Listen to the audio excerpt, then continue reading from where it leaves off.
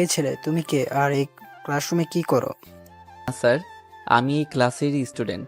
আমার নাম রাকিব হাসান রাজ। আমি অন্য ভার্সিটি থেকে ট্রান্সফার হয়ে এসেছি। তাই এভাবে খ্যাত হয়ে সেজে এসেছো কেন? স্যার, আসলে সবার মতো স্টাইলিশ জামা কাপড় পরে ফ্যাশন করার সময় আমার নেই। আমি এখানে পড়ালেখা করতে এসেছি। তোমার কথা আমার ভালো লেগেছে, কিন্তু হয়তো ক্লাসের অনেকেরই তোমার কথা ভালো লাগেনি, তাই সাবধানে থেকো। স্যারের কথায় বাচ্চা খুব ভালো করে বুঝতে পারলো, কারণ মাহিমের টিম আর অনেক মেয়েরাই বাদশার কথা শুনে রাগে ফুসফুস করছে। ক্লাস শেষে বাচ্চা ক্লাসরুম থেকে বের হলো। ক্যাম্পাসের গেটের সামনে জিসানকেও দেখা যাচ্ছে। বাসা যখন জিসানের কাছে যাবে, তখন মাহিম অ্যান্ড গ্যাং বাচ্চার কাছে আসলো। রে, তোর থোড়ে কি জবান বেশি চলে? তুই একাই ভার্সিটিতে পড়তে আসিস আর আমরা কি ঘাস কাটতে আসি? সেটা তোমরাই জানো। কিরে, তুই আমাদের তুমি করে কেন বললি? আমরা একই ক্লাসে, তাহলে তো তুমি করেই বলবো। তোর দেখি মুখ বেশি চলে। এখন আমাকে যেতে দাও। বলেই বাচ্চা বলেই বাচ্চা হাঁটা শুরু করলো। মাহিম একটা হকি স্টিক দিয়ে বাচ্চার পিঠে একটা বাড়ি মারলো। হকি স্টিকটা ভেঙে গেল আর বাচ্চা কিছুটা সামনের দিকে ঝুঁকে পড়লো। এই ঘটনা দেখে সবাই বাচ্চার দিকে তাকিয়ে আছে। হকি স্টিক ভেঙে গেল, অথচ বাচ্চা সোজা হয়ে দাঁড়িয়ে আছে। তারা তো আর জানে না বাচ্চার কাছে এইসব তারা তো আর জানে না বাচ্চার কাছে এইসব হ্যাটা কিছু না। বাচ্চা মুচকি হেসে চলে গেল। ক্যাম্পাসের গেট থেকে দূরে গিয়ে একটা গাড়িতে উঠে পড়ল, যে গাড়িতে জিসান আগে থেকেই ছিল। আরে তুই ওদের কিছু বললি না কেন? এখন তো খেলা মাত্র শুরু হলো, তুই শুধু দেখ আগে আগে হোতা হ্যাঁ ক্যা। শোন, আজকে একটা খবর পেলাম যে ওই মাহিমি হলো রুদ্রের রাইট হ্যান্ড।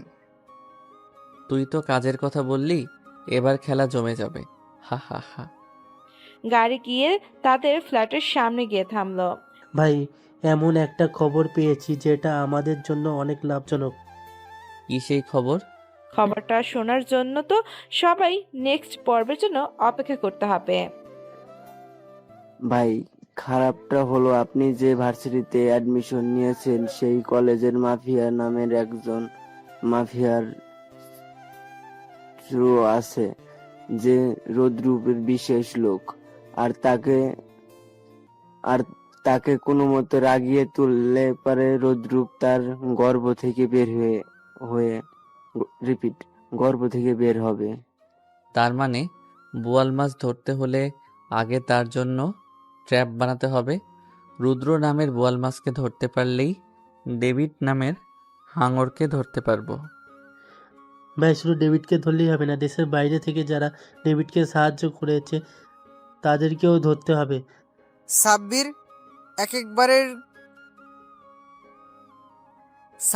একেবারে ঠিক কথা বলেছে। ওদেরকে এমনভাবে মারবো যে আর কোনো মাফিয়া বা ডন এই বাদশাদা মাফিয়া কিংয়ের সাথে পাঙ্গা নিতে আসবে না। তাহলে এখন কি প্ল্যান আছে? সাব্বির আর রাহুল, ভালো করে শোন। দীপ এখনো জানে না যে আমরা কোন ভার্সিটিতে অ্যাডমিশন নিয়েছি, আর ভার্সিটিতে পরশুদিন একটা বড় অনুষ্ঠান হবে। সেই দিনই রুদ্রকে ধরতে হবে। দীপ অনুষ্ঠানের স্পেশাল গেস্ট হিসেবে আসবে। কিন্তু রোদ্রুপ কোনো ভার্সিটিতে আসবে?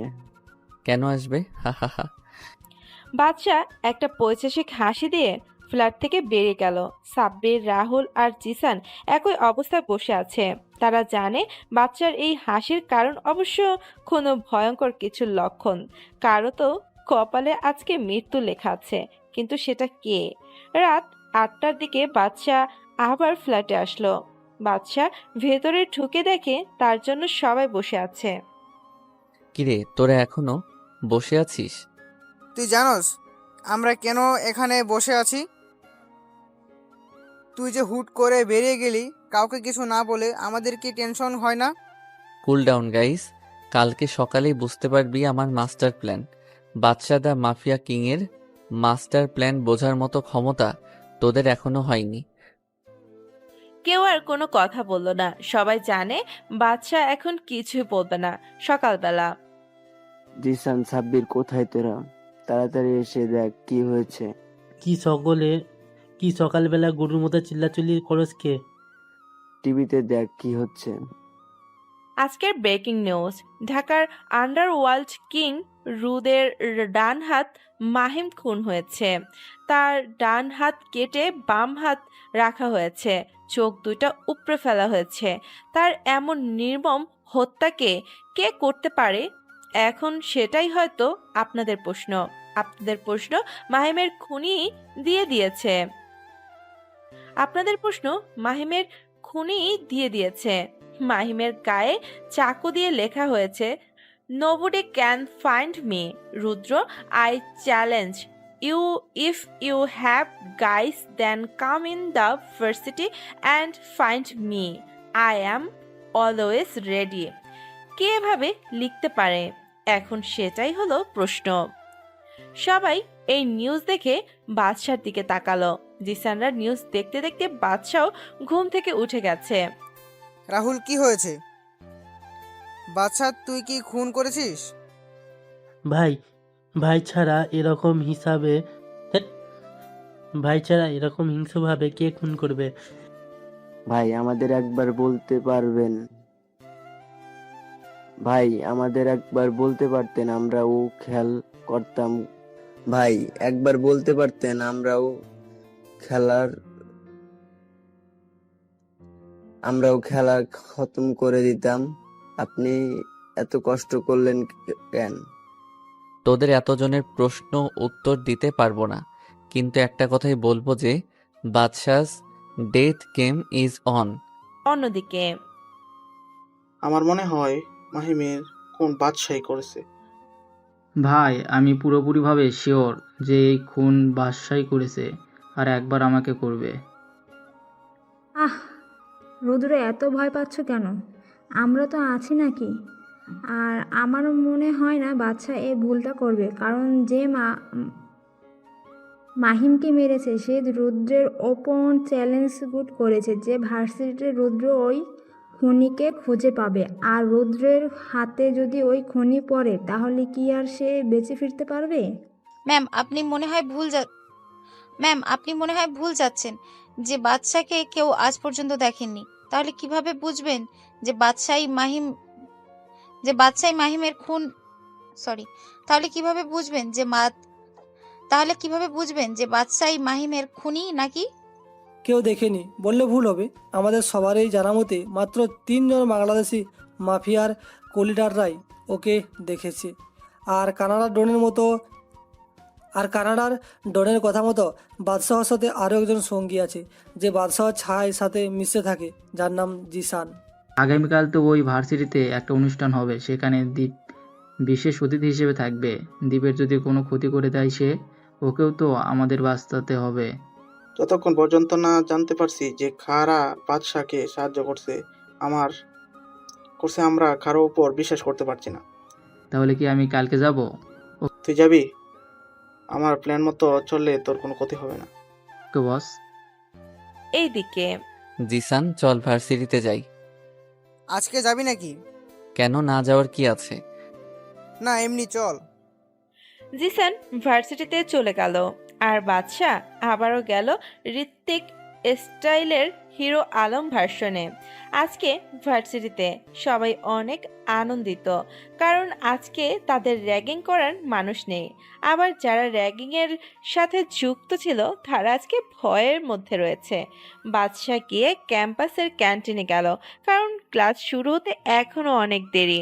আর আজকে ক্লাস শুরু হবে নাকি তারও শিওর নেই। এমন সময় ভার্সিটির ক্যান্টিনে ওয়েটার সজীব আসলো। কিছু লাগবে নাকি মামা? বাদশা সজীবকে মাথা থেকে পা পর্যন্ত চেক করলো। বয়স বেশি না, 15 থেকে 17 হবে। না, কিছু লাগবে না। কিন্তু তোমার বয়স তো বেশি না, তাহলে এখানে কেন? কি বলবো মামা, পরিবারে অনেক চাপ। আমাকে রাকিব ভাই বলতে পারো। আমি সজীব। এখন আপনাকে এত কিছু বলতে গেলে যে অনেক সময় লাগবে, আর আমার ডিউটির সময় কথা বলা বারণ। এখন তো ক্যান্টিনে তেমন লোক নেই, আরও তো সিনিয়র ওয়েটাররা আছে। তোমার এই ক্যান্টিনের যত ক্ষতি হবে তা আমি দেব। এখন বসো এখানে। না ভাই, টাকা লাগবে না। এই পর্যন্ত আমাকে কেউ এভাবে বলেনি। সবাই আমাকে ছোট লাট বলেছে, সবাই আমাকে ছোট লোক বলেছে, কিন্তু আপনি প্রথম যে আমার সাথে ভালো ব্যবহার করলো। গতকাল যে মরল না, মাহিম একেবারে খারাপ লোক। তার মৃত্যুতে কে কী করবে আমি জানি না, কিন্তু আমি মসজিদে 10 টাকা দিব। আচ্ছা দিও। এখন বলো তো, তোমার পরিবারে কে কে আছে? আমার আব্বু অনেক বছর আগেই মারা গেছে। আমার বড় ভাইয়ের বয়স, অসুস্থ মা, এক বেকার বড় ভাই, আর আমি। তোমার বাবা কোথায়? তোমার বড় ভাইয়ের বয়স কতটুকু, আর সে কোনো কাজ করে না কেন? আমার বড় ভাইয়ের বয়স 23 বছর, আর সে পড়ালেখার অনেকটুকু করেছে, কিন্তু কোনো চাকরি পায়নি তেমন। আমার মতো চাকরি করতে বললেই বলে সে এত পড়াশোনা করেও এত ছোট চাকরি করবে না। ও ঠিক আছে, তাহলে তোমার বড় ভাইকে এই অ্যাড্রেসে পাঠিয়ে দিবে, আর তার সকল সার্টিফিকেট নিয়ে যেতে বলবে। সেখানে গেলেই তার চাকরি হয়ে যাবে। এই অ্যাড্রেসে পাঠাবে। আপনাকে কি বলে ধন্যবাদ দিব ভাইয়া? আপনি এত বড় উপকার করলেন আমাদের। ওরা কথা বলছিল, এমন সময় মিলি আর কে আসলো ওদের কাছে। কিরে সজীব, এই খ্যাতের সাথে কি কথা বলছিস? না আপু, এমনি কথা বলছিলাম। তা কি কথা বলছিলে? রাকিব ভাইয়া আমার পরিবারের কথা জিজ্ঞাসা করছিল। ও জানো মিলি আপু আর কেয়া আপু, রাকিব ভাই আমার বড় ভাইয়ের চাকরির ব্যবস্থা করে দিয়েছে। বাদশা সজীবকে চোখের ইশারায় চলে যেতে বলল। কিরে, খ্যাত তোর তো নিজেরই ঠিক নেই, তুই আবার সজীব ভাইয়ের চাকরির ব্যবস্থা কিভাবে করলি রে? আরে বাদ দাও এইসব বিষয়, তা আপনার না জানলেও চলবে। তোর মুখ বেশি চলছে কিন্তু। তা কি কথা বলেছিলে? আরে ছাড় না দোস্ত। তা রাকিব, তুমি কিভাবে সজীবের চাকরির ব্যবস্থা করলে? না মানে, আমার এক আত্মীয় আছে যার একটা ছোট দোকানে লোক লাগবে, তাই সজীবের ভাইকে সেই ব্যাপারেই বলা হয়েছে। আর তেমন কিছু না, আমি এখন গেলাম। এই বলে যখন উঠতে যাবে, কেয়া বাদশার হাত ধরে আবারও চেয়ারে বসিয়ে দিল। আরে কোথায় যাও আমাদের কথা না শুনে? আপনাদের মতো বড় লোকের সাথে আমার মতো গরিবের কি কথা? তুই কি জানিস যে মাহিম খুন হয়েছে? কে মাহিম? গতকাল যার সাথে তোর মারামারি হলো, আর যাকে গতকাল তুই হিংস্রভাবে খুন করেছিস। বাদশা এই কথা শুনে চেয়ার থেকে দাঁড়িয়ে গেল, কারণ গতকালকে বাদশাই যে মাহিমকে মেরেছে তা তো এদের জানার কথা না। কি আবল তাবল বলতেছেন? আমি আবার খুন? হাসালেন। মিলি গতকাল তোমাকে দেখেছে যে তুমি মাহিমকে যখন খুন করে রাস্তায় ফেলে এসেছিলে। অসম্ভব, গতকাল তো আমি হুডি পরেছিলাম। তাহলে এই মেয়ে আমার চেহারা কিভাবে দেখলো? আপনি কি সত্যি আমার চেহারা দেখছেন? ভালো করে ভেবে দেখেন। আসলে গতকাল সেই খুনি হুডি পরা ছিল, তাই চেহারা দেখতে পারিনি, কিন্তু তার চোখ, বডি ল্যাঙ্গুয়েজ একেবারে তোর মতোই দেখতে। তাহলে থাকেন, আমি গেলাম। আরে এত তাড়াতাড়ি কি আছে? আজকে তো ক্লাস হবে না, তাই বসো। আচ্ছা, তোমার কোনো ফ্রেন্ডস নেই ভার্সিটিতে? আমার মতো খ্যাতের আবার friends? Can you be friends? মানে আমার মতো খ্যাতের সাথে হুট করে বন্ধুত্ব কেন করবেন? দেখো, সেই দিনের ব্যাপারের জন্য সরি। আমি জানি সব করেছে মাহিনী, তাই আজকে তোমার সাথে বন্ধুত্ব করতে এসেছি। হুট করে তুই থেকে তুমি, এখানে নিশ্চয়ই কোনো গন্ডগোল রয়েছে। আরে কোনো গন্ডগোল নেই, তোমাকে ভালো মনে হলো তাই ফ্রেন্ডশিপ করতে এসেছি। কেন, আমরা মেয়ে বলে ফ্রেন্ডশিপ হবে না? না তেমন না। তাহলে আর কোনো কথা না, আজকে থেকে আমরা ফ্রেন্ডস। বাদশার দিকে হাত বাড়ালো। বাদশা কিছু একটা ভেবে হাত মিলিয়ে নিল। সেই সময় জিসান আসলো। রাকিব, তুই কি করছস এই জায়গায়? বাদশা জিসানকে চোখের ইশারায় বলে দিল চুপ থাকতে, কারণ জিসান আর বাদশা যে একে অপরকে চিনে এটা কেউই জানতে না পারে। জিসান, তুমি কি রাকিবকে চেনো নাকি? না, আসলে কালকে ঝামেলার পর রাকিবের সাথে রাস্তায় দেখা হয়, সেখানেই পরিচয়। ও তাই বলো। তা তোমরা এখানে কি করছো? রাকিবের সাথে ফ্রেন্ডশিপ করতে এসেছিলাম। বাদশার দিকে জিসান আর চোখে তাকালো, কারণ বাদশা কোনো দিনও মেয়েদের সাথে মিশেনি। তাহলে তোমরা থাকো আজকে, আমি আসি, কালকের অনুষ্ঠানে আবার দেখা হবে। এই বলে বাদশা চলে গেল। পরের দিন সকালে আজকে যে করি হোক না কেন রুদ্রকে মারতে হবে। কিন্তু এত মানুষের সামনে কিভাবে মারবে? আবারও ওর সাথে বডিগার্ডও থাকবে। তোর কাছে কি কোনো প্ল্যান আছে বাদশা? বাদশা কোনোদিন প্ল্যান ছাড়া যুদ্ধে নামে না। ভার্সিটিতে আজকে অনুষ্ঠান হবে, সবাই কাজে লেগে পড়েছে। বাদশা জিসানের সাথে আজকে রাহুল আর সাব্বির এসেছে। একটু পর অনুষ্ঠান আস্তে আস্তে শুরু হতে লাগলো। চিফ গেস্ট হিসেবে দীপ এসে গেছে। বাদশাকে আর জিসানকে এখনো দেখতে পায়নি। আস্তে আস্তে অনুষ্ঠান প্রায় শেষের দিকে এসে গেল। এমন সময় ভার্সিটিতে প্রায় 30টারও মতো বাইক আর একটা বড় গাড়ি আসলো। সবাই বুঝে গেল যে রুদ্র এসে গেছে। রুদ্রকে সবাই ভয় পায়। রুদ্র গাড়ি থেকে নামলো। কিরে বাদশা, তুই কোথায়? তুই না বলেছিলি যে ভার্সিটিতে আসলে আমার সামনে আসবি? আমি তোর চ্যালেঞ্জ অ্যাকসেপ্ট করছি, সাহস থাকলে সামনে আয়। রুদ্র, কি হচ্ছে এইসব? বাদশা এখানে কিভাবে আসবে? তুই জানোস না বলে কথাটা বললি। বাদশা আমাকে চ্যালেঞ্জ করেছিল যে এই ভার্সিটিতে ওকে পাবো। দীপ পুরো ভার্সিটিটা একবার পুরোটা দেখে নিল। দীপ দেখলো দূরে সাব্বির আর রাহুল দাঁড়িয়ে আছে। দীপ বুঝে গেল রুদ্রের আজকে শেষ দিন। রুদ্রের মোবাইলে একটা মেসেজ এলো যে সাহস থাকলে ভার্সিটির শেষের দিকের ঘরে যেতে, তাও আবার একা একা। রুদ্রের ইগোতে লাগলো কথাটা। রুদ্র সবাইকে ওখানে রেখে একা একা চলে গেল। রুদ্র সেইখানে গিয়ে দেখলো একটা রুম আছে। রুদ্র সেই রুমের ভেতরে প্রবেশ করলো। রুদ্র দেখলো রুমে কেউ নেই। রুদ্রের পিছু পিছু ওর লোকের সাথে দীপ আর ভার্সিটির ছেলেরাও এলো। তারা রুমে গিয়ে দেখলো সেখানে রুদ্র নেই। রুদ্রকে আগেই বাচ্চা অজ্ঞান করে ভার্সিটির ক্লাসরুমে নিয়ে গেছে। কেউ ভাবতেই পারবে না যে রুদ্রকে বাচ্চা ক্লাসরুমে নিয়ে যাবে। রুদ্রের আস্তে আস্তে চোখ খুলছে। চোখ খুলে সে আশেপাশের পরিস্থিতি বোঝার চেষ্টা করছে। সে বোঝার চেষ্টা করছে যে সে এখানে কিভাবে আসলো। তার মনে পড়ে গেল সে যখন ওই রুমে গেল তখন একজন লোক মুখ বেঁধে তার ঘাড়ে এমনভাবে আঘাত করলো যে সে অজ্ঞান হয়ে যায়। তারপর তার আর কিছুই মনে নেই। রুদ্র এখন দুইটা বেঞ্চের সাথে বাঁধা আছে।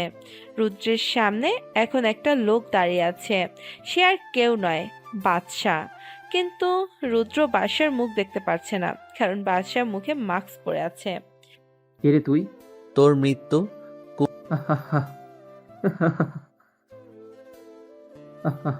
আমার মৃত্যু, তাও আবার তুই? আমি নিজেই মৃত্যুর ফ্যাক্টরি, আর তুই আমাকে মারার ভয় দেখাচ্ছিস? আমাকে খুলে দে, তাহলে তোকে প্রাণে বাঁচার সুযোগ করে দেব। খোল আমাকে। কুল কুল, এত গরম হওয়ার কিছু নেই। তোর চিৎকার কেউ শুনতে আসবে না, কারণ তোর সামনে এখন বাদশা দ্য মাফিয়া কিং দাঁড়িয়ে আছে। এই কথা শোনার পর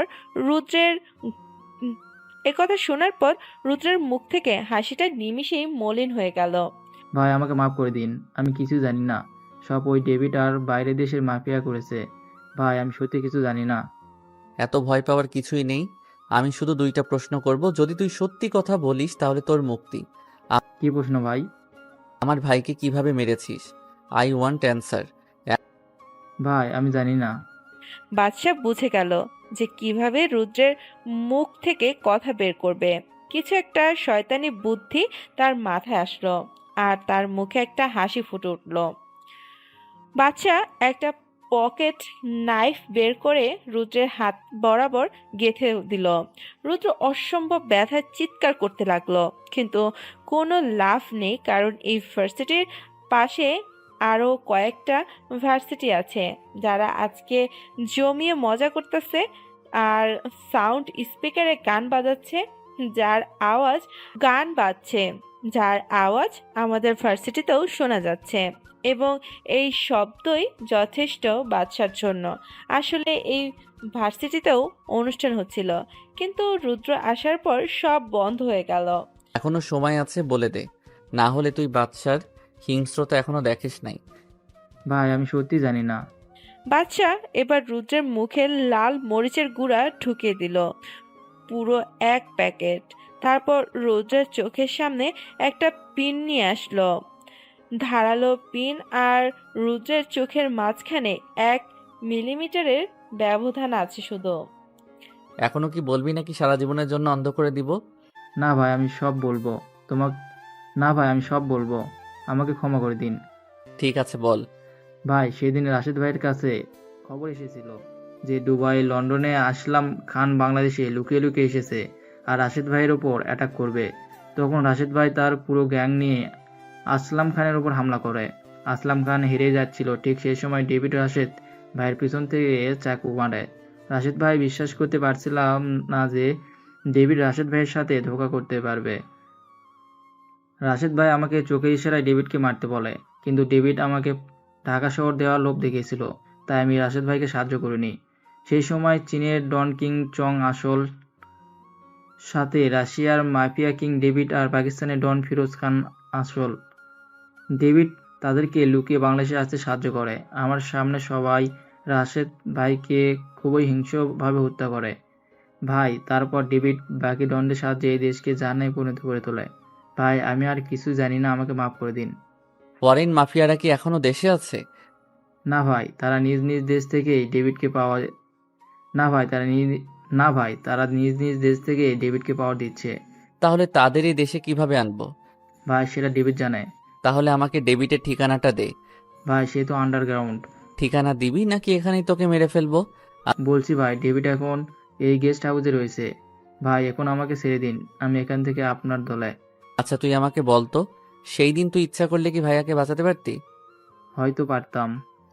তাহলে তুই ভাবলি কিভাবে যে আমি তোকে বাঁচতে দিব? বলেই বাচ্চা রুদ্রের গলার ব্লেড দিয়ে একটা কাট দিল। রুদ্রের গলা থেকে গড়গড় করে রক্ত বের হওয়া শুরু করলো। তখনই বাদশা একটা তখনই বাদশা একটা চিৎকারের শব্দ পেল। বাদশা পেছনে তাকিয়ে দেখলো কিয়া চিৎকার দিয়েছে। বাদশাকে এভাবে দেখেছে যে কেউ ভয় পেয়ে যাবে। কিয়া রুম থেকে দৌড় দিল। বাদশা তার পেছনে দৌড়াতে লাগলো। কেয়া, আমার কথা শোনো। না, তুমি একটা খুনি। কিয়া দৌড়াতে দৌড়াতে একজনের সাথে ধাক্কা খেল। আর একটা কথা, বাদশা আর কিয়া ছিল বিল্ডিং এর টপ ফ্লোরে।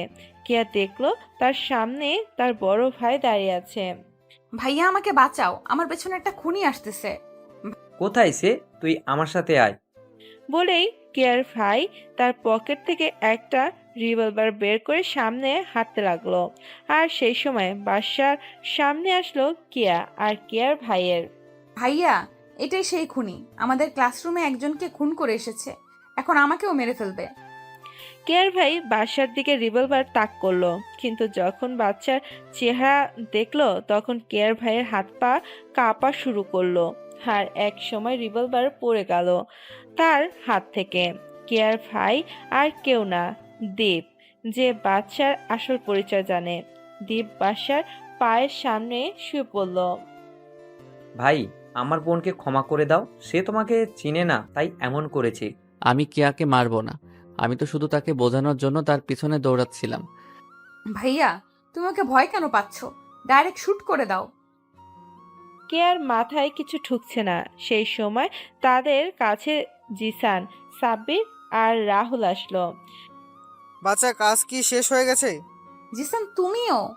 জিসান একবার কেয়ার দিকে তাকিয়ে আবার বাসার দিকে তাকালো। সাব্বির রুদ্রের লাশ ক্লাসরুমে পড়ে রয়েছে, শাপলা চত্বরে ঝুলিয়ে দিবি। ওকে ভাই। কেয়া আর কোনো চাপ নিতে পারেনি, তাই কেয়া সেন্সলেস হয়ে যায়। হাইপার হওয়ার কিছুই নেই কেয়া, মাথায় এত প্রেশার নিতে পারেনি তাই সেন্সলেস হয়ে গেছে। দীপ, তোর বোনকে বাসায় নিয়ে যা, তোরা আমার সাথে চল, ডেভিডের সাথে দেখা করে আসি। ডেভিড, তুই ওর ঠিকানা কোথায় পেলি? রুদ্রের থেকে সব জেনে নিয়েছি। আর দীপ, আজকে ফ্ল্যাটে দেখা করবি সন্ধ্যার দিকে। ওকে ভাই। এখন চল তোরা। তারপর বাদশাহ, জিসান, সাব্বির আর রাহুল গাড়িতে উঠে রুদ্রের বলা গোডাউনের দিকে রওনা দিল। সেখানে পৌঁছানোর পর কয়েকজন গার্ড দেখতে পেল। বাদশাহ গাড়ি গোডাউন থেকে অনেকটা দূরে পার্কিং করলো।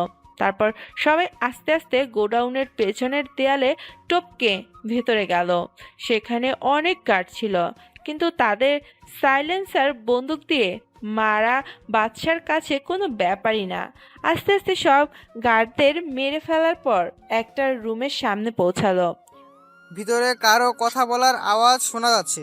আওয়াজ শুনে তো মনে হচ্ছে ডেভিড তার গার্লফ্রেন্ড, ডেভিডের খাস চামটা লিটম আর ডেভিডের বিয়ে নিশি আছে। ও তাহলে সবাই একসাথে আছে। আজকে সবার খেল খতম। রাহুল আর সাব্বির ভিতরে যা। ভাই আমরা যাব। চিন্তা করিস না, এই বাচ্চা থাকতে তোদের কেউ টাচ পর্যন্ত করতে পারবে না। তোরা শুধু ডেভিডকে এই কথাটা বলবি। ওকে ভাই। রাহুল আর সাব্বির রুমের ভিতর গিয়ে ডেভিডের সামনে দাঁড়ালো। বাদশা আর জিসান দরজার কাছে লুকিয়ে আছে। কিরে তোরা এখানে? তোদের তো এই হাইড আউটের ব্যাপারে বলিনি, তোরা কিভাবে এই জায়গায় আসলি? আসলে রুদ্র ভাই আমাদের আপনার ঠিকানা বলেছিল। তা রুদ্র কোথায়? রুদ্রকে তো আমি বাদশাকে মারতে পাঠিয়েছিলাম। কি? আসলে রোদ্রুপ ভাই আর বেঁচে নেই। বাদশা ওকেও মেরে ফেলছে? তা তোরা কি আমাকে এই খবর শোনানোর জন্য আসলি? রিপিট। না ভাই, আমরা একজনকে আপনার সাথে দেখা করতে এনেছি। কে সে? আমি। কে রে তুই? তোদের আজরাইল, বাদশা দ্য মাফিয়া কিং। বলেই বাদশা ডেভিডের দিকে বন্দুক তাক করে গুলি ছুড়ল, কিন্তু ডেভিড লিটনকে তার সামনে নিয়ে আসলো। তাই গুলিটা লিটনের লাগে। বাদশা যেহেতু দূরে ছিল, তাই বুলেট লিটনের শরীর ভেদ করতে পারেনি। নিশি আর রোকেয়া ফায়ারিং করা শুরু করে। আবার ওইদিকে বাদশা, জিসান, সাব্বির আর রাহুলও ফায়ারিং করা শুরু করে। যেহেতু বাদশা হুট করে হামলা করে, তাই ডেভিডরা কিছু করতে পারেনি। আর এইদিকে রোকেয়ার গুলি লাগে আর সে নিচে পড়ে যায়। ডেভিড তাকে ওঠানোর চেষ্টা করে, কিন্তু এইদিকে বুলেটের তুফান চলছে। তাই রোকেয়াকে রেখে নিশি আর ডেভিড পেছনের দরজা দিয়ে বের হয়ে যায়। রাহুল আর সাব্বির ওদের পিছু নিতে গেলে বাদশা ওদের থামায়। কি হলো ভাই, আমাদের আটকালেন কেন? ডেভিডের পিছু করতে হবে না। কেন ভাই, ডেভিড তো পালিয়ে গেল। মানে? বাদশা জোরে জোরে হাসা শুরু করলো। সেটা কোনো সাধারণ হাসি ছিল না, বরং সেটা একটা পৈশাচিক হাসি ছিল। এই হাসির মানে বাদশার প্ল্যান কাজ করেছে। এখন শুধু খেলা হবে মৃত্যুর খেলা। তোর কথা তো আমি কিছুই বুঝতে পারছি না। ডেভিড তো বেরিয়ে গেল। আমি চেয়েছি বলে যেতে পেরেছে। মানেটা কি? তোর মাথায় কি চলছে আমি কিছুই বুঝতে পারছি না। বাদশার খেলা বাদশা আর আল্লাহ তাআলা বাদে কেউ বুঝতে পারে না। ভাই তুই আমাদের বুঝিয়ে একটু বল। পরে বলবো, এখন রোকেয়াকে আমাদের সাথে নিয়ে আয়। সন্ধ্যায় এই দ্বীপের সাথে অনেক কথা আছে। আজকেই সব প্ল্যান তোদের সাথে শেয়ার করব। সবই তো বুঝলাম, কিন্তু এই ডাইনিকে আমাদের সাথে নিয়ে যাব কেন? মাঝে মাঝে ডাইনিরাও অনেক কাজের। এখনই সব মানে বুঝলে কি হবে? সন্ধ্যায় সবকিছু বলবো। আর এই রোকেয়াকে আমাদের সাথে নিয়ে আয়, এর চিকিৎসা করতে হবে। তারপর সবাই তাদের ফ্ল্যাটে পৌঁছে গেল। সন্ধ্যার দিকে দীপ ফ্ল্যাটের কাছে আসলো। আমাকে একবারও বললে না ভাই যে তোমরা সেই ভার্সিটিতে ভর্তি হয়েছো, তাহলে আমি সাহায্য করতে পারতাম। তোকে বললে তুইও ওদের মতো আমাকে আটকাতি যে এটা করা রিস্ক, ওটা করা রিস্ক। ও তাহলে এই ব্যাপার। তা রোকেয়ার কি অবস্থা করেছো? ওকে ডাক্তার দেখে গিয়েছে, গুলি বের করা হয়েছে। এখন ঘুমের ঔষধ দেওয়া হয়েছে, প্লাস বিছানার সাথে হাত পা বাঁধা আছে। কিন্তু আমরা কেন ওকে বাঁচিয়ে রেখেছি তাই তো বুঝতে পারছি না। আর কেনই বা ডেভিডকে এভাবে পালিয়ে যেতে দিয়েছি। সব বলবো আজকে। আগে দীপ বল, কেয়া কি এখন ঠিক আছে? এখন ঠিক আছে, আমি ওকে সব বলে দিয়েছি আপনার ব্যাপারে, আমার ব্যাপারে। Are you out of your mind? তুই কি জানোস তুই কি করলি? এর ফলে আমরা কত বড় বিপদে পড়বো তুই ভাবতেও পারবি না। এখন যদি কেয়া কাউকে কিছু বলে দেয়? আমি কাউকে কিচ্ছু বলবো না। তুই এখানে? তোমার পিছু নিয়ে এখানে এসেছি। কিন্তু কেন? তুই জানিস না বাদশা ভাই এইসব পছন্দ করে না। এ তোমাদের কাছে বাদশা হতে পারে, কিন্তু আমার কাছে আমার বন্ধু রাকিব। কেয়া, তুমি এখানে কেন এসেছো? চলে যাও এখান থেকে। আমি তো যাওয়ার জন্য এখানে আসিনি, আমি এসেছি তোমাকে সাহায্য করতে। মানেটা কি কেয়া? মানেটা হলো আমি বাদশাকে সাহায্য করতে চাই। তুই কিভাবে সাহায্য করবি? আমি জানি না, কিন্তু আমি সাহায্য করতে চাই। বাচ্চা, তুই কি চাস কেয়া এখানে থাকবে কি না? কেয়া আমাদের সাহায্য করতে পারবে? ভাই কিন্তু কিভাবে? সেটা আস্তে আস্তে জানতে পারবি। ঠিক আছে, কিন্তু এখন বল, তুই ডেভিডকে কেন যেতে দিলি? এটা তো আগে বল। বাদশা আর রুদ্রের মধ্যে যা যা কথা হয়েছিল তা সব খুলে বলল। এইসবের সাথে ফরেইনার মাফিয়ারা আছে, এটা তো আমরা অনেক আগে থেকে জানি, কিন্তু এইসবের সাথে ডেভিডকে যেতে দেওয়ার বিষয়টা আমি বুঝতে পারছি না। আমি ইচ্ছা করলে সেখানে ডেভিডকে মারতে পারতাম, কিন্তু আমি তা করিনি। আমি সবাইকে একসাথে শাস্তি দিব। আমার ভাইয়ের মৃত্যুর প্রতিশোধ একসাথে নিব। আমি যদি ডেভিডকে মেরে ফেলতাম তাহলে ফরেইনার ডনদের আমি ধরতে পারতাম না, আর ডেভিডের মৃত্যুর পরে সবাই সতর্ক হয়ে যেত। এখন যেহেতু ডেভিড কোনো মতে বেঁচে গেছে, সে অবশ্যই আমাদের উপর অ্যাটাক করবে, আর তার জন্য তার ফরেইনার ডনদের সাহায্য অবশ্যই লাগবে। এখন শুধু তাদের এই দেশে আসার অপেক্ষা। সবই তো বুঝলাম, কিন্তু রোকেয়ার কি করবি? সে কিছু বলবে তার আগেই রোকেয়া আওয়াজ শুনতে পেল সবাই। মনে হয় রোকেয়া জ্ঞান ফিরছে।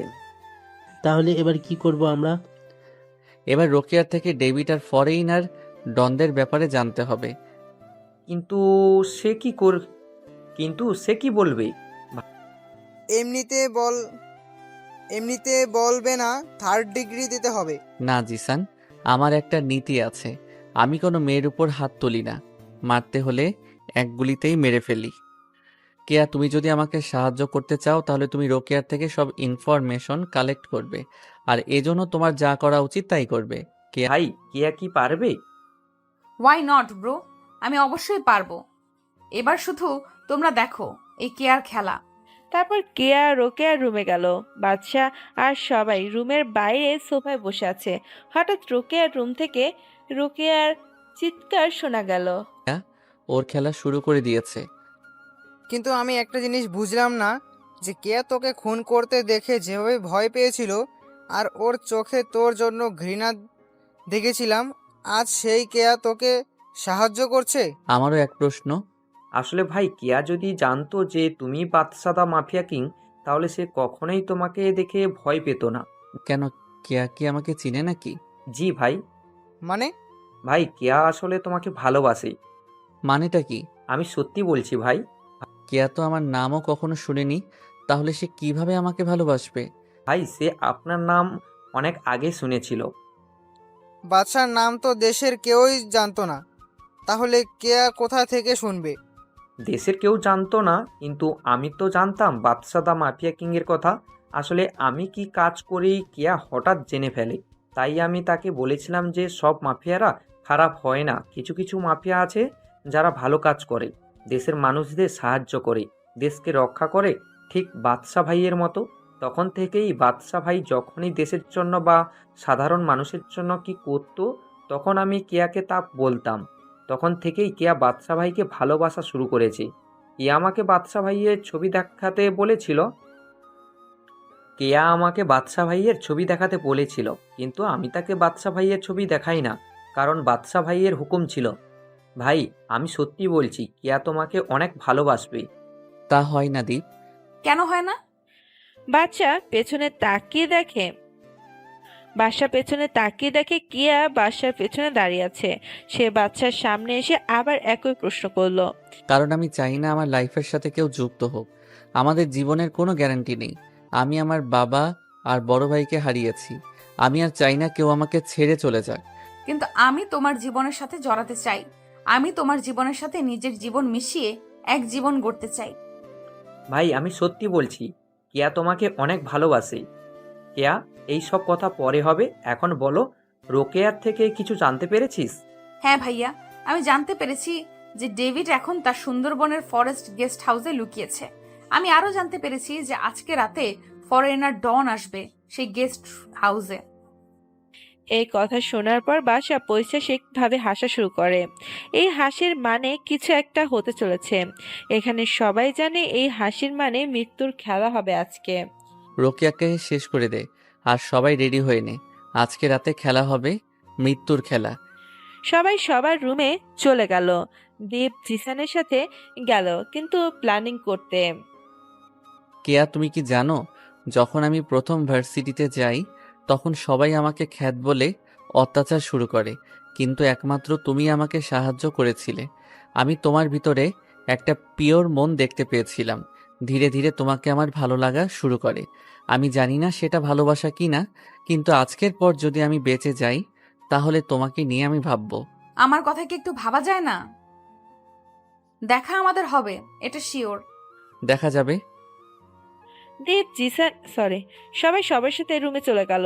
দীপ জিসানের সাথে গেল কিছু প্ল্যানিং করতে। বিকাল 4টার দিকে সবাই রেডি হয়ে গেল ফরেস্ট গেস্ট হাউসে যাওয়ার জন্য। সবাই কি রেডি হয়েছে? আমরাও রেডি। সব প্ল্যানিংও করা হয়েছে। আমিও রেডি। না, তুই কোথাও যাবি না। কিন্তু কেন? কারণ সেখানে বিপদ আছে। আমি কোনো বিপদকে ভয় পাই না। ইউ শুড আন্ডারস্ট্যান্ড ডেথ, সেখানে অনেক রিস্ক আছে। আমরা সেখানে গিয়ে জীবিত নাও ফিরে আসতে পারি। Don't care. ওকে, আমার সাথে আসো। তারপর বাদশা কেয়াকে একটা রুমে নিয়ে যায়। তারপর কথা বলার অজুহাতে কেয়াকে রুমের ভিতর আটকে রাখে। বাদশা, দরজা খোলো। সরি ফর দিস, কিন্তু আমরা যেখানে যাচ্ছি সেখান থেকে ফিরে নাও আসতে পারি। তাহলে আমাকে এখান থেকে বের করবে কে? এটা অটোমেটিক দরজা, 1 ঘন্টা পর ঠিকই দরজা আনলক হয়ে যাবে। তারপর বাদশা কেয়াকে কোনো কথা বলার সুযোগ না দিয়ে সবাইকে নিয়ে ফরেস্ট গেস্ট হাউসের দিকে রওনা দেয়। প্রায় 4 ঘন্টা পরে সবাই সেখানে পৌঁছে গেল। বাদশার গাড়ি গেস্ট হাউসের সামনে পৌঁছালো। ধানে, এই গেস্ট হাউসের চারদিকে সিসিটিভি ক্যামেরা আছে। তাহলে আমরা ভিতরে যাব কিভাবে? চিন্তা করিস না, আমি সব ব্যবস্থা করে রাখছি। মানে হলো রাহুল সিসিটিভি মনিটরের সামনে যে সব গার্ড থেকে তাদের সবাইকে কিনা হলো ডেভিড সিসিটিভি মনিটরের সামনে যেসব গার্ড থাকে তাদের সবাইকে কিনে নিয়েছে বাদশাহ ভাইয়ের হুকুমতে। তারা এখন মনিটরের রেকর্ডিং ভিডিও দেখছে। এখন তাহলে যাওয়া যাক। সবাই গেস্ট হাউসের সামনে গেল। চারদিকে যেসব গার্ড ছিল তাদের সাইলেন্সার গানের মাধ্যমে মেরে ফেলে। সবাই পেছনের দরজা দিয়ে ভেতরে ঢোকে। সবাই মিটিং রুমের দরজার আড়ালে দাঁড়ালো। এখানে সব হারামিরা একসাথেই আছে। চিন্তা করিস না, আজকে এখানে কেউই বাঁচাতে পারবে না। ফরেনরা ডনদের বডিগার্ডদের খুব বুদ্ধিমানের সাথে সবাই মেরে ফেলল সাইলেন্সার বন্দুকের সাহায্যে। ডেভিডরা কিছু বোঝার আগেই বাদশা আর ওর টিম সবাই চারদিক দিয়ে ঘিরে ফেলে। তোরা এখানে? You and yours death, Badshah the mafia king. ওহে you are fools. You cleaned everybody already. Now you all are finish. সবাই যখন কথা বলছিল তখন হঠাৎ ডেভিড গুলি করা শুরু করলো। বাদশা আর ওর টিম সবাই টেবিল, সোফা, আলমারির পেছনে লুকিয়ে ফায়ারিং করা শুরু করলো। ছোট্ট একটা রুম, তাই কেউ পালাতে পারেনি। বাদশার প্রথম গুলিটা পাকিস্তান ডনের লেগেছে, তারপর গুলিটা দুবাই ল্যান্ডলর্ডের লেগেছে। এদিকে সাব্বিরের হাতে গুলি লেগেছে। রাহুল সাব্বিরকে সেভ করে ফায়ারিং চালাচ্ছে। একে একে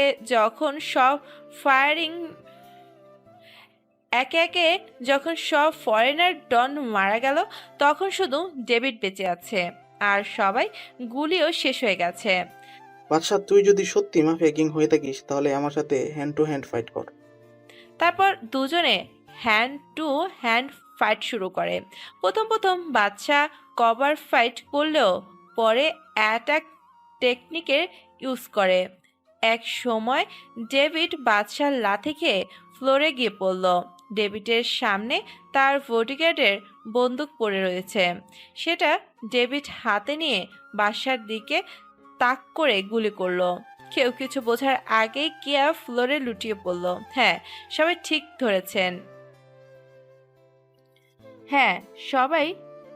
ধরেছেন। কেয়ার বুকে গুলিটা লেগেছে। আসলে কেয়া বাদশার সামনে গিয়ে দাঁড়ায় আর তার গুলিটা লেগে যায়। তোরা কেয়াকে সামলা। কথাটা বলেই বাদশা তার ফ্লাইং এ ফিক দিয়ে ডেভিডের হাত থেকে বন্দুকটা ফেলে দেয়। তারপর বাদশা কুমফু স্টাইলে ডেভিডের গলায় আঘাত করে, ফলে তার গলার হাড় ভেঙে যায় আর অনবরত নাক আর মুখ দিয়ে রক্ত পড়া শুরু করে। ডেভিড ফ্লোরে হাঁটু গেড়ে বসে পড়ল। ভাই, আমাকে মাফ করে দাও, আমি আর খারাপ কাজ করব না। আমার ভাইকে কি তোরা কেউ রেহাই দিয়েছিলি? কেন? বলেই বাদশা ডেভিডের মাথা বরাবর একটা ঘুষি মারল আর ডেভিডের মাথা টেবিলের কোণে লেগে কেটে যায় আর অতিরিক্ত রক্তক্ষরণের জন্য সেখানেই তার মৃত্যু হয়। তারপর সবাই কেয়াকে গাড়ি করে হাসপাতালে নিয়ে যায়। দীপ্ত তার ফোনের জন্য কান্না করে শেষ, আর বাদশারও চোখ থেকে দুফোঁটা পানি গড়িয়ে পড়ল। বাদশা তাড়াতাড়ি তার চোখের পানি মুছে ফেলল। হাসপাতালে কেয়া আর সাব্বিরকে ভর্তি করানো হলো। সাব্বিরের হাতে গুলি লেগেছে, তাই চিন্তার কিছু নাই, কিন্তু কেয়ার বুকে গুলিটা লাগার ফলে অনেক সিরিয়াস কিছু হতে পারে।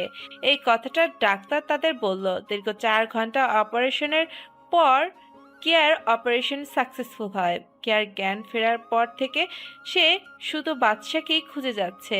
তাই বাদশা কেয়ার কেবিনে গেল আর সবাই কেবিন থেকে বের হয়ে গেল। বাদশা কেয়ার সামনে হাঁটু গেড়ে বসলো। কেন আমার জীবন বাঁচালে? কারণ আমি তোমাকে ভালোবাসি। তুমি রুম থেকে বের হলে কিভাবে? 1 ঘন্টা পর বের হলেও এত তাড়াতাড়ি আমাদের কাছে পৌঁছানো অসম্ভব। তুমি হয়তো ভুলে গেছো যে রুমে একটা জানালাও ছিল। সেই জানালার কাচ পুরোটা ভেঙে তারপর বের হয়েছি। সত্যি বুদ্ধি আছে তোমার। বাদশা, দ্য মাফিয়া কিংকে ভালোবেসেছি। অন্তত এইটুকু বুদ্ধি না থাকলে কি আর হয়? আমি বলেছিলাম যে সেখান থেকে যদি জীবিত ফিরে আসি তাহলে তোমার ব্যাপার নিয়ে ভাববো। তা কি ভেবেছো? Will you marry me? সত্যি? এক সপ্তাহ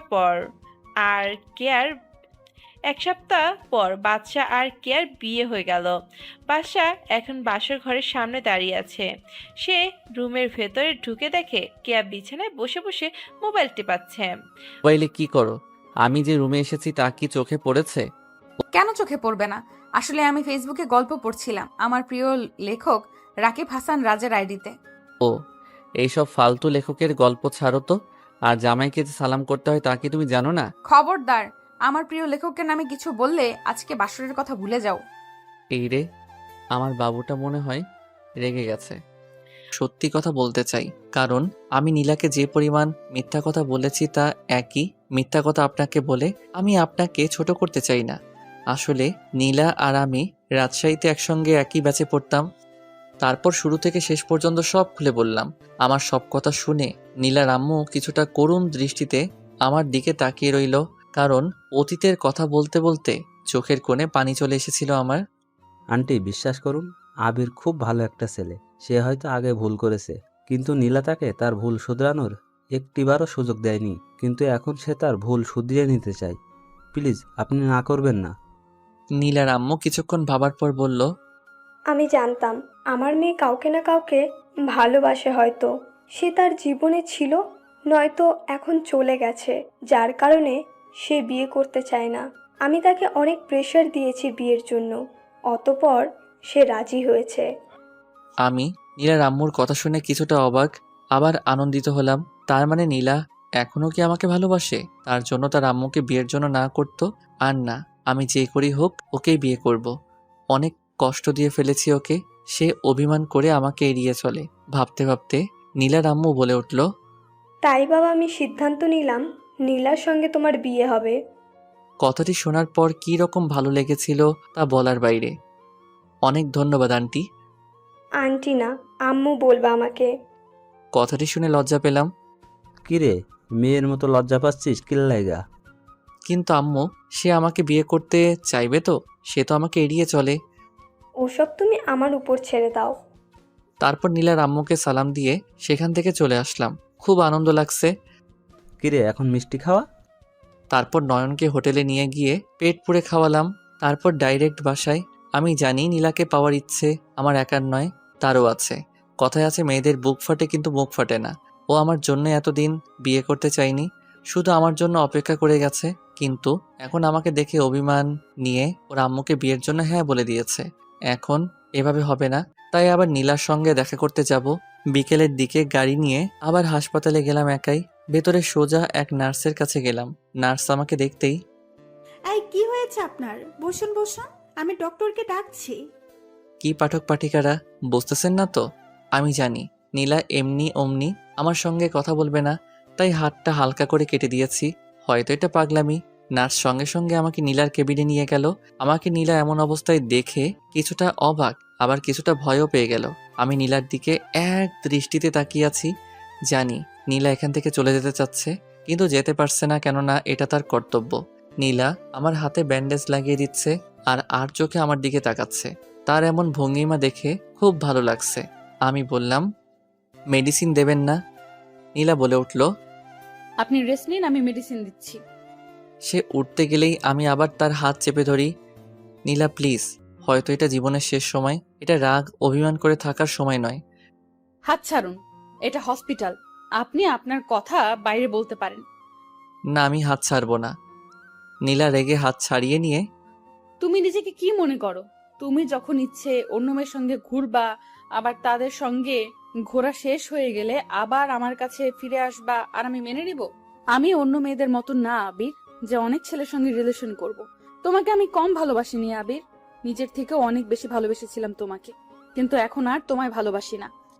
কথাগুলো বলতে বলতে নীলার চোখে পানি চলে আসলো। তাহলে এখন আমায় না ভালোবেসে থাকলে কেন আজ পর্যন্ত বিয়ে করনি? কেন আমাকে দেখে দূরে সরে যাও? তুমি আমাকে না ভালোবেসে থাকলে কখনো আমার উপর অভিমান করে থাকতে না। আমার কথাগুলো শোনার পর নীলা কিছুক্ষণের জন্য চুপ করে রইল। নীলা, এমনকি তুমি আমার ভুল শুধরিয়ে নেওয়ার একটা চান্সও দাও নাই। বিশ্বাস করো, তুমি না বলে চলে আসার পর থেকে আমি তোমাকে অনেকবার খুঁজেছি, কিন্তু কোথাও খুঁজে পাইনি। লক্ষ্য করলাম নীলার চোখে পানি। শোনেন, আমার আম্মুকে আমি বিয়ের জন্য হ্যাঁ বলে দিয়েছি, আর প্লিজ আমাকে ডিস্টার্ব করবেন না। নীলা আর কোনো কিছু না বলে ওষুধ দিয়ে কেবিন থেকে বেরিয়ে গেল। তুমি যতই বলো আমাকে ভালোবাসো না, কিন্তু মনে মনে তুমিও আমাকে চাও। বিয়ে তো তোমার আমার সঙ্গেই হবে। হ্যাঁ, আমার মনটা খারাপ, আবার কিছুটা খুশি লাগছে, কিন্তু আরও আনন্দ অনুভব করতাম যখন নীলা আমাকে নিজে মেনে নিত। তারপর আমি হাসপাতাল থেকে বাসায় চলে আসি। ওদিকে নীলা হাসপাতাল থেকে সোজা তার বাসায় চলে যায়। কি রে, কখন আসলি? এই তো আম্মু, এই মাত্র। বলেই নীলা রুমে চলে গেল। নীলার আম্মু তার পিছু তার রুমে গিয়ে, কি রে মা, কিছু কি হয়েছে? তোকে এমন দেখাচ্ছে কেন? মনে হচ্ছে কিছুক্ষণ আগে কান্না করেছিস। না আম্মু, কিছু না। ও এমনি আসার সময় চোখে বালি পড়েছিল, তাই হয়তো মনে হচ্ছে তোমার। আমার কাছ থেকেও কি সব লুকাবি রে মা? সব খুলে বল আমাকে, কি হয়েছে? বলছি তো আম্মু, কিছু হয়নি। আচ্ছা ঠিক আছে, তুই ফ্রেশ হয়ে নে, আমি খাবার দিচ্ছি। আর তোর সঙ্গে কথা ছিল তোর বিয়ে নিয়ে। এই কথা শোনার পর নীলার মনটি আবার খারাপ হয়ে গেল। তারপর নীলা ফ্রেশ হয়ে খাবার খাওয়া হয়ে গেলে নীলার আম্মু বলল, মা, আমি তোর বিয়ের জন্য এক ছেলেকে দেখেছি। ছেলে প্রাইভেটে জব করে, তার পরিবারে তার মা আছে। কালকে ছেলের মা তোকে দেখতে আসবে। আর সব থেকে বড় কথা, ছেলেটা তোর সমবয়সী ছেলে। কথাগুলো শুনে নীলার চোখে পানি চলে আসলো। নীলার আম্মু কিছুটা বুঝতে পারলো, কিন্তু কিছু বলল না। এই নে, দেখ ছেলের ছবি। ছেলে দেখতে কেমন? না মা, আমি দেখবো না। তোমার ছেলে পছন্দ হয়েছে, এটাই অনেক। আমি এই বিয়েতে রাজি।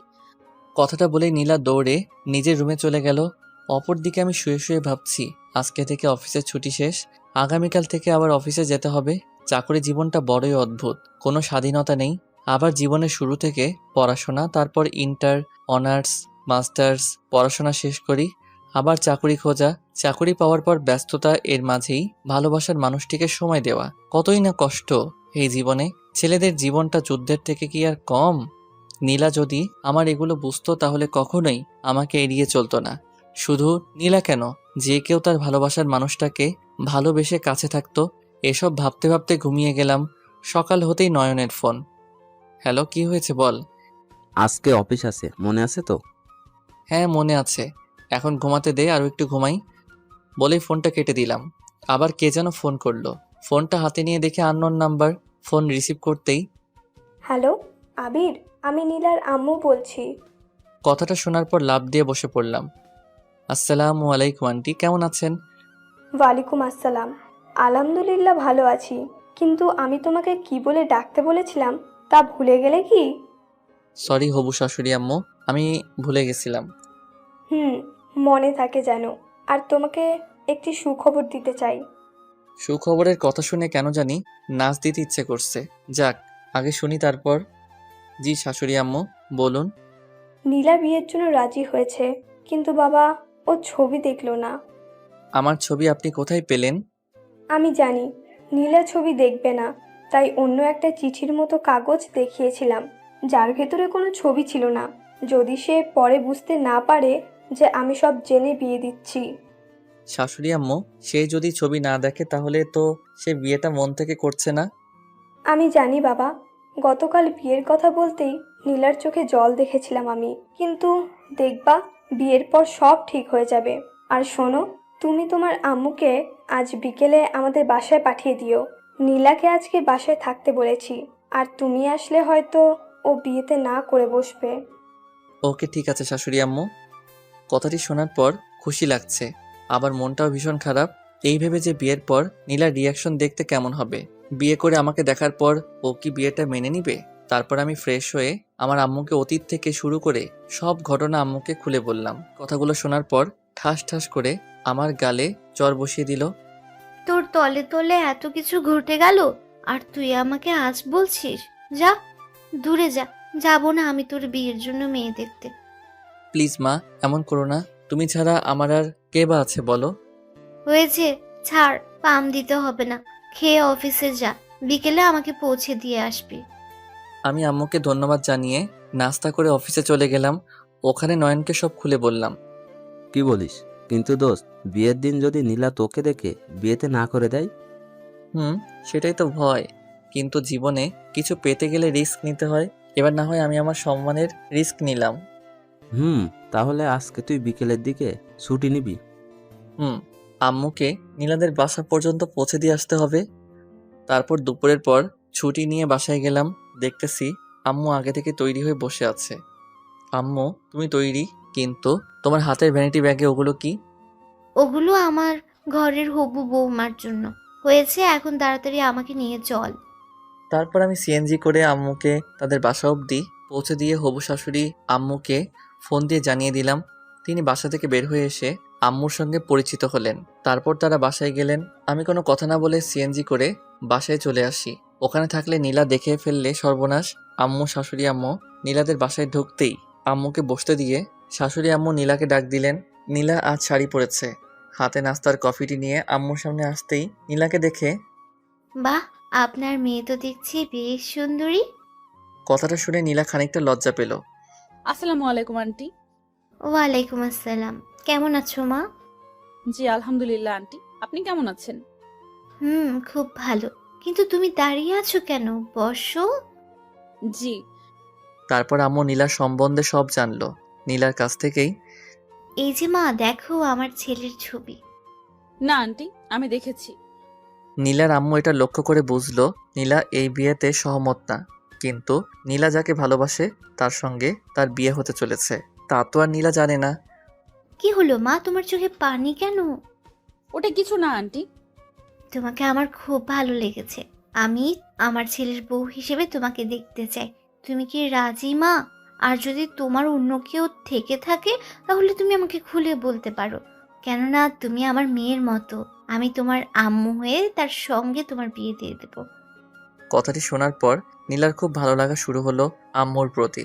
এইরকমই তো শাশুড়ি আম্মু চেয়েছিল সে। চোখে পানি নিয়ে নীলা বলল, জি না আন্টি। বলেই নীলা আম্মুকে জড়িয়ে ধরল। হয়েছে মা, এবার নাও। তোমাকে আংটি পরিয়ে দিই। আংটি পরানোর কথা শুনতেই নীলার মনে আমার কথা মনে হলো, আবার রাগও চলল তার উপর। অবশেষে আম্মু নীলাকে একটি আংটি পরিয়ে দেওয়ার সময় নীলা বাধা দিল। ও অবশেষে পরে নেয়। নীলা দুঃখিত হলেও সে এরকম শাশুড়ি আম্মু পেয়ে অনেকটা আনন্দিত। আমি ছাদে দাঁড়িয়ে ভাবছি, নীলা যদি বিয়েতে সহমত দেয় তাহলে সে অন্য কাউকে বিয়েতে বর হিসেবে ভাবছে, কিন্তু বিয়ের পর আমাকে দেখলে তার রিয়াকশন কেমন দেখতে হবে ভাবতে ভাবতে কখন যেন আম্মু ছাদে এসে, আবির। মা তুমি? নীলাকে আংটি পরিয়ে আসলাম। মেয়েটা বেশ মিষ্টি, তোর পছন্দ আছে বলতে হয়। আচ্ছা বলতো, তুই এরকম একটা মেয়েকে রেখে অন্য কোনো মেয়ের সঙ্গে টাঙ্কি মারতে গিয়েছিলি? আম্মু তুমিও না? তখন এত কিছু বুঝলে কি যেতাম নাকি? আচ্ছা 3 দিন পর তোদের বিয়ে ঠিক করে আসলাম। কি বলতেছ? এত তাড়াতাড়ি হবে আমি তো ভাবি নাই। আচ্ছা, সে কি পাত্রের ছবি দেখেনি? না, দেখতে চাইনি। তারপর আম্মু সব খুলে বলল। শোন, এই 3 দিন অফিস করবি, তারপর বিয়ের জন্য ছুটি নিবি, ঠিক আছে? আর কোনো গোলমাল আমি শুনতে চাই না। বলেই আম্মু চলে গেল। তার মানে নীলা আম্মুকে অনেক পছন্দ করেছে, আবার আংটি পরতেও দ্বিধাবোধ করছিল। আমি জানি নীলার মনে এখনো আমি আছি। অবশ্য আমি জানি সে অভিমানে বিয়েতে হ্যাঁ করেছে। সে ভাবছে বিয়েটা অন্য ছেলের সঙ্গে হবে। সে তো আর জানে না বিয়েটা তার আমার সঙ্গে হতে চলেছে। সে কি একথা জানে না যে একটি দুর্ঘটনা সারা জীবনের কান্না? বিয়েটা আমার সঙ্গে হলেও আমি ততটাও আনন্দিত না, কারণ সে আমাকে দেখে সহমত দিলে আমি অনেক আনন্দবোধ করতাম। যাক, এসব ভাবতে ভাবতে নয়নের ফোন। কিরে, কই তুই? বাসায় আছি, তুই কোথায়? অফিস ছুটি, বাসায় যাচ্ছি। তারপর বল, কিছু হলো কি? তারপর ওকে সব খুলে বললাম। কি বলিস? হ্যাঁ বলে দিয়েছে? হুম। তাহলে তো ভালো হলো। এই 3 দিন অফিস করবি, তারপর ছুটি নিবি। আমাকে কি ইনভাইট করবি নাকি? আরে কি বলছিস? তুই বেস্ট ফ্রেন্ড এই কথা বললি? তুই অবশ্যই বিয়েতে থাকবি। তারপর ওর সঙ্গে কথা বলে ফোন কেটে দিলাম। এইভাবে একদিন কেটে গেল। সকালে ঘুম থেকে অফিসে ওঠা, আবার বাসায় আসা, আর হাতে মাত্র 2 দিন বাকি। কিন্তু নীলার সঙ্গে দেখা নেই। বাসায় গিয়ে ওই আবার এক কাজ। পরের দিন অফিস থেকে বাসায় আসার সময় ভাবলাম নীলা যে হাসপাতালে থাকে সেদিক দিয়ে যাব। ওরও তো এই সময় ছুটি, সিএনজি করে যাচ্ছি। এ কি, নীলা রাস্তায় দাঁড়িয়ে? সে হয়তো বাসায় যাওয়ার জন্য বাইরে দাঁড়িয়ে আছে। সে আমার সিএনজিটাই দাঁড় করালো। সিএনজিতে উঠতে গিয়ে নীলা আমাকে দেখে ফেলে। নীলা কিছুক্ষণ আমার দিকে তাকিয়ে রইল। লক্ষ্য করলাম নীলার চোখের নিচে কালো দাগ পড়ে আছে। অবশ্য জানি এটা কেন। সে সিএনজিতে উঠতে দ্বিমত করলে বসতে পারেন, আমি কোনো কথা বলবো না। তারপর নীলা সিএনজিতে আমার পাশের সিটে উঠে বসলো। সিএনজিতে শুধু আমরা 2 জন। কিছু দূর যাওয়ার পর আমি কথা না বলে থাকতে পারলাম না। তুমি তো অনেক শুকিয়ে গেছো দেখছি।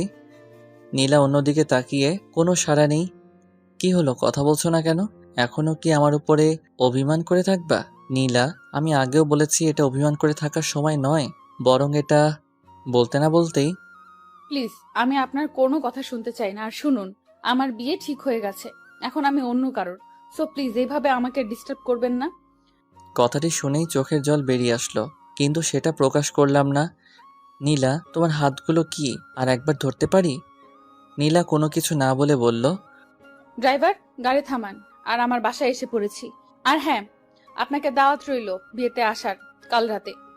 বলেই নীলা দৌড়ে চলে গেল। কথাটি কিছুটা কান্না ভেজা চোখ নিয়ে বললেও সেটা বুঝতে না দিলেও আমি বুঝতে পেরেছি নীলা তার বিয়েতে আমাকে ইনভাইট করলো। সে তো আর জানে না বিয়ের বর আমি নিজে। তারপর আমি বাসায় চলে আসি, এসে খেয়ে ঘুমিয়ে যাই। সকাল হতেই আম্মু বলল, কিরে আবির, আর কত ঘুমাবি?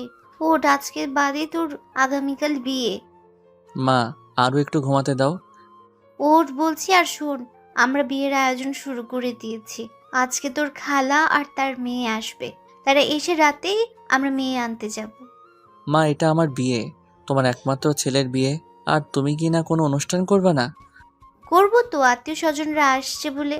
আর তোর হবু শাশুড়ি আম্মু ফোন করেছিল সকালে, বলল বিয়েতে অনুষ্ঠান হবে এবং তাদের বাসায় অনেক মেহমান। তুই আজকে ছুটি নিয়ে নে। বলেই আম্মু চলে গেল। আমি অফিসে ফোন করে বিয়ের জন্য ছুটি নিলাম। তার সঙ্গে নয়নেরও ছুটির কথা জানিয়ে দিলাম। আমি ফ্রেশ হয়ে খাবার খেতে গেলাম। ততক্ষণে বাসায় দূরের মেহমান চলে এসেছে। খালা এবং তার মেয়ে আমাকে দেখার সঙ্গেই বলল, আরে আবির, কেমন আছিস? আরে নদী, কখন আসলি? এই তো, এই মাত্র আসলাম। আসসালামু আলাইকুম খালা, কেমন আছেন?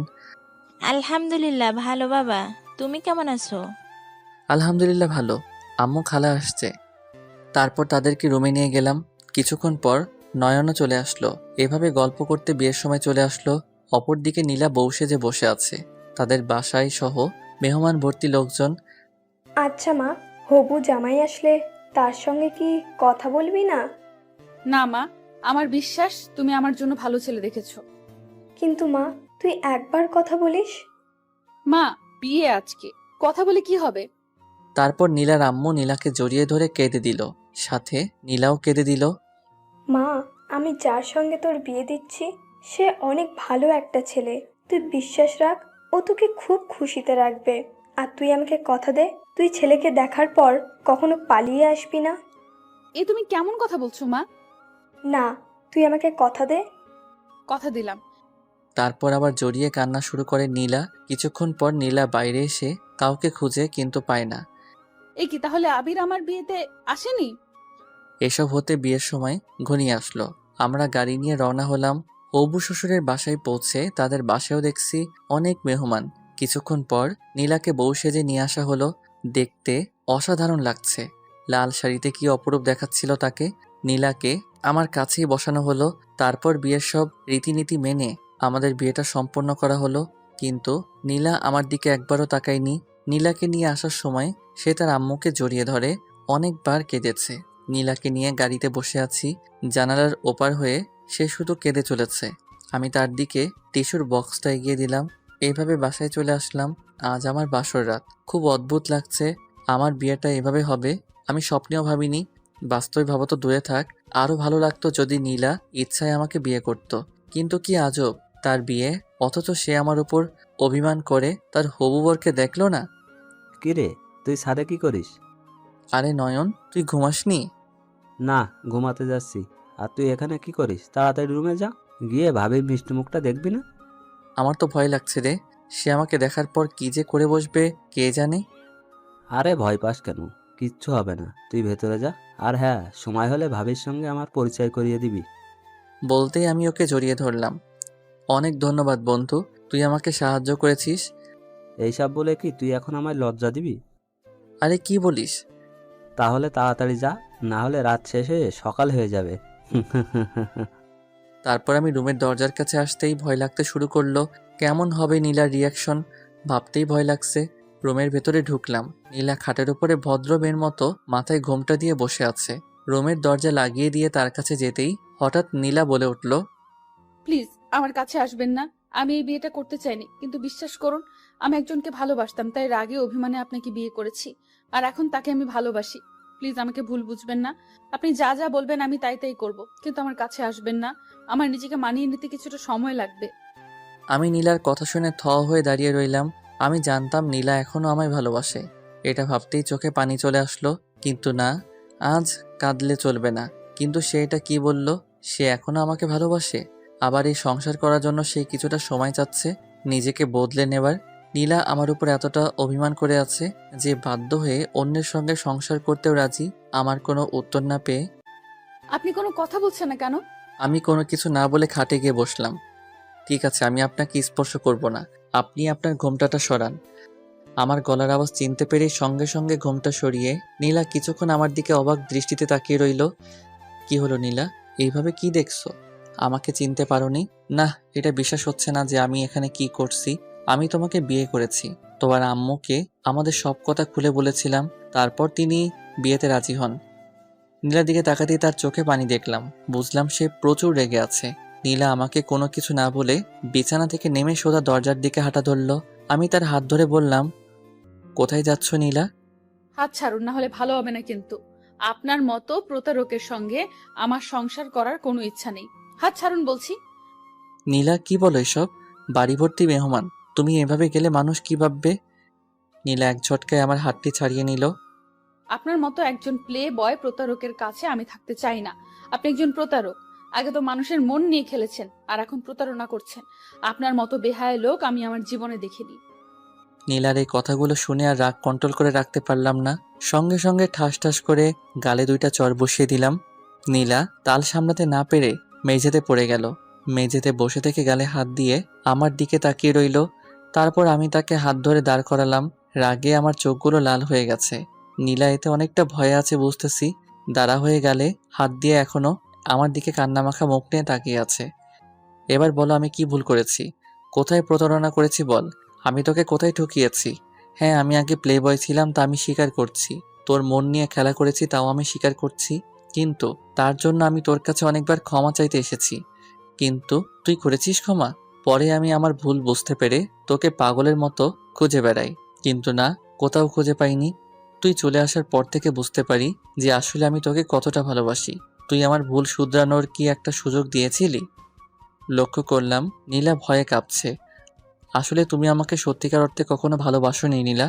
তুমি যদি আমাকে সত্যিকার অর্থে ভালোবাসতে, কখন আমাকে ছেড়ে অন্য কাউকে বিয়ে তো দূরে থাক, চিন্তাও করতে না।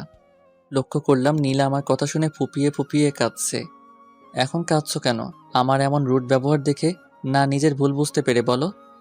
নীলা শুধু দাঁড়িয়ে দাঁড়িয়ে কেঁদেই চলেছে। নীলা, আমি তোমাকে কখনো ঠকাইনি, বরং আমাদের সব কথা আমি তোমার আম্মুকে খুলে বলেছিলাম। শোনার পর তিনি এই বিয়েতে রাজি হন। তোমাকে তিনি ছবিও দিয়েছিল দেখতে, কিন্তু তুমি দেখোনি। আবার আমার আম্মু তোমাকে দেখতে এসে আমার ছবি তোমাকে দিয়েছিল, তুমি দেখতে চাওনি। এমনকি বরের নাম কি তুমি তা জানতেও প্রয়োজন বোধ করনি। তুমি ছবিটা দেখলে হয়তো আর এই বিয়েটা হতো না। আর তুমি আমার ছবিটা দেখে বিয়েতে না করলে আমিও তোমাকে আর বিয়ে করতাম না। তোমার আম্মু মনে করেছিলেন তুমি আমাকে বিয়ে করে পরে মেনে নিয়ে সুখে থাকবা, তাই তিনি রাজি হয়েছিলেন। এখন সব শুনে এখনো যদি আমাকে ভুল ভেবে থাকো, তাহলে যাও। আমি রুমের দরজা খুলে দিলাম।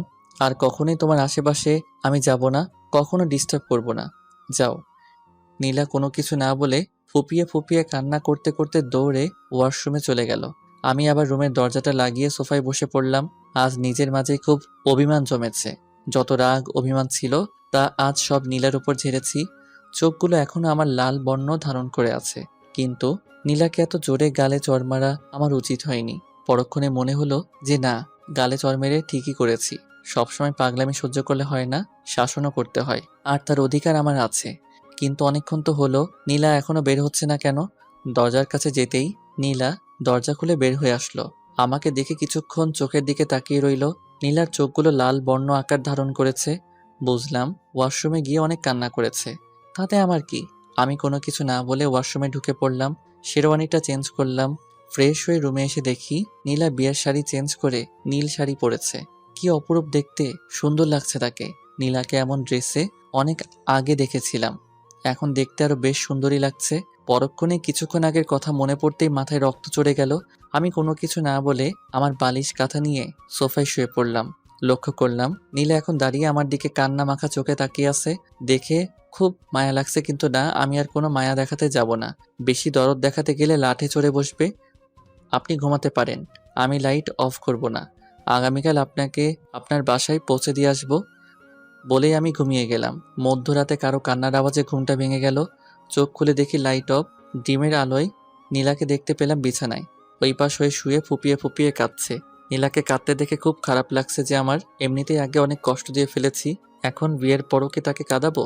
যাই হোক, সে তো আর এই বিয়ে মানে না। আমি আর ঘুমালাম না। আজ রাতের আকাশটা খুব মেঘালয়। আকাশে বিদ্যুৎ চমকাচ্ছে, মনে হচ্ছে বৃষ্টি হতে চলেছে। কিছুক্ষণের মধ্যেই মুষলধারে বৃষ্টি শুরু হলো। আকাশের বিদ্যুৎ চমকানোর আলোয় মাঝের মধ্যে আমার রুমটি আলোয় ভরে উঠেছে। এতক্ষণে হয়তো নীলা ঘুমিয়ে পড়েছে। এই বৃষ্টির রাতে খুব করে ইচ্ছে করছে তাকে জড়িয়ে ধরে তার দিকে অপলক দৃষ্টিতে তাকিয়ে থাকি, কিন্তু তা আর সম্ভব নয়। কিন্তু তারপরও আমি নিজেকে আর আটকে রাখতে পারলাম না। গুটি গুটি পায়ে খাটের কাছে গেলাম। নীলা ওপাশ হয়ে ঘুমাচ্ছে। আকাশের বিদ্যুৎ চমকানোর আলোয় মাঝের মধ্যে আমার রুমটি আলোয় ভরে উঠছে, আর এ আলোয় তার মায়াবী মুখখানা আরো মায়াবী দেখাচ্ছে। আজ অতিরিক্ত কাদার কারণে নীলার মুখখানা মলিন হয়ে গেছে, চোখের নিচে কালো দাগ বসে গেছে। আরো একটু কাছে যেতেই দেখলাম চোখের নিচে কালো দাগ বসে গেছে। না, এখানে এভাবে থাকলে বুঝে যাবে। আমি আবার সোফায় গিয়ে শুয়ে পড়লাম। এক রুমে ভালোবাসার মানুষটি থাকার পরও কোনো কিছু বলতে পারছি না, আবার ঘুমিয়ে গেলাম। বাইরে এখনো বেঘরে বৃষ্টি হচ্ছে। কিছুক্ষণ পর ঘুমের মধ্যে কে যেন আমার মাথায় হাত দিল। আমি ঘুমিয়ে থেকে সেটা অনুভব করছিলাম। চোখ মেলে তাকাতেই কাউকে দেখলাম না। নীলাকে খাটে দেখলাম শুয়ে থাকতে। এভাবে সকাল হয়ে গেল। ভোর কখন হয়েছে তা আমি বুঝতে পারিনি। দরজায় কে যেন কড়া নাড়ছে। ওই শব্দে ঘুমটা ভেঙে গেল। উঠে দেখি নীলা খাটে নেই। আমি দরজা খুলে দিলাম। কি ভাইয়া, ঘুম থেকে উঠতে ইচ্ছে করছে না বুঝি? ও তুই? আরে না, কেবল তো ভোর হলো। আচ্ছা, ফ্রেশ হয়ে নিচে আসো। ওকে হ্যাঁ বলে দরজাটা লাগিয়ে দিলাম। দরজা লাগিয়ে দিতে ওয়াশরুম থেকে নীলা বের হয়ে আসলো। আমি দেখে টাসকি খেয়ে গেলাম। মনে হয় গোসল করেছে। নীলা বের হয়ে আমার দিকে তাকিয়ে রইল। আমি কোনো কিছু না বলে টাওয়েল ব্রাশ নিয়ে ওয়াশরুমের দিকে যেতেই নীলা আমাকে পেছন থেকে জড়িয়ে ধরলো। প্লিজ তুমি আমাকে ক্ষমা করে দাও আবির, আমি অনেক ভুল করেছি। এই করছেন কি? ছাড়ুন। আপনি চিন্তা করবেন না, আজকে আপনাকে আপনার বাসায় দিয়ে আসবো। প্লিজ ক্ষমা করে দাও, আমি সত্যি আর কখনো এমন আচরণ করব না। আমি তোমাকে ভুল বোঝার জন্য সরি। আমি কোনো কিছু না বলে সোজা ওয়াশরুমে চলে গেলাম। না আর ভালো লাগছে না। ফ্রেশ হয়ে বের হয়ে দেখি নীলা একদম দরজার সামনে দাঁড়িয়ে। আমি কোনো কিছু না বলে নিচে চলে গেলাম। সেও আমার পিছু পিছু নিচে আসলো। আরে মা, আসো, বসো। তারপর সকালের নাস্তা করলাম। আম্মু আমাকে ইশারা দিয়ে বলছে কি হয়েছে। আমি তেমন গুরুত্ব না দিয়ে খেয়ে ছাদে চলে আসি। কিছুক্ষণ পর আম্মু আসলো। কি হয়েছে বলতো? নীলা তোকে দেখে কোনো কিছু বললো না কেন? তারপর আমি সব ঘটনা আম্মুকে খুলে বলি। তার মানে সে তার ভুল বুঝতে পেরেছে। তো আর কি লাগে বাবা, তুই ওকে ক্ষমা করে দে। আমি আম্মুর কথা শুনে চুপ করে আছি। যেহেতু নীলাকে আগে অনেক কষ্ট দিয়েছি, তাই আর কষ্ট দিতে চাই না ওকে। তারপর আমি আর আম্মু বাসায় চলে আসি। ড্রয়িং রুমে দেখি নীলা আর নদী বসে গল্প করছে। আমি সোজা আমার রুমে চলে আসলাম। আমার পিছু পিছু নীলাও আসলো। আমি বসে আছি। নীলা রুমে এসে দরজায় দাঁড়িয়ে আমাকে দেখে আছে। যান, তৈরি হয়ে নেন, আপনাকে আপনার বাসায় ছেড়ে দিয়ে আসি। আমি কি একবারও বলছি যে বাসায় যাব? চুপ। বলো। বলেই নীলা আমার কাছে এসে আমাকে জড়িয়ে ধরলো। এই করছেন কি? ছাড়ুন। না, আমি ছাড়ছি না। বলে আমি তাকে ছাড়িয়ে নিলাম। নীলা কোনো কিছু না বলে একটা ফল কাটার নাইফ হাতে নিয়ে, এই যে মিস্টার, আমার অধিকার আছে আপনার প্রতি। আপনি কি আমার অধিকার খাটাতে দেবেন? না দেব আমার হাতে চালিয়ে? আমি কিছুটা ঘাবড়ে যাই। এই কি করছেন কি? দিন, নাইফটা দিন, হাত কেটে যাবে। জি, হাত কাটার জন্যই নিয়েছি। আমি কোনো কিছু না বলে তার থেকে নাইফটা কেড়ে নিতেই আমার হাতটি কাটা যায়। আমার হাতটি কেটে যাওয়া দেখে নীলা ভয়ে কেঁদে দেয়। নীলা দৌড়ে তার ফার্স্ট এইড বক্সটা নিয়ে আসে। আহ, খুব লেগেছে না? আমি তার দিকে তাকিয়ে আছি। কি অসহায়ের মতো নীলা আমায় ভালোবাসে। আর আমি নীলার কান্না শুনে আম্মুর রুমে চলে আসে। কি রে, কি করে হাত কাটলো? তারপর নীলা সব খুলে বলে। এই ঘটনার পর রাতে শাশুড়ি আম্মু খালা বসে অনেক কথা শুনিয়েছে নীলাকে। পরে আমাদের এসব নিয়ে মীমাংসা করে সব ঠিক হয়ে যায়। জি, এবার ক্ষমা করেছো তো? কিন্তু আমাকে গালে চড় মারা সুদে আসলে নেব। আজকে রাতে বুঝবা খেলা কাকে বলে। দেখবো কত পারো। আচ্ছা, কয়টা বাবু নিবা বলো? আমার তো মনে হচ্ছে তুমি কেঁদে দিবা। কথাটা শুনতেই নীলা হেসে দিল। তাই নাকি? দেখি কেমন কে কাকে কাঁদায়। কথাটা শুনে দুইজনে হেসে দিলাম। বলেই নীলাকে জড়িয়ে ধরে খাটে শুয়ে বাকিটা ইতিহাস। এখনো শুনবেন নাকি? ভালো থাকুক এরকম মধুর সম্পর্কের ভালোবাসাগুলি।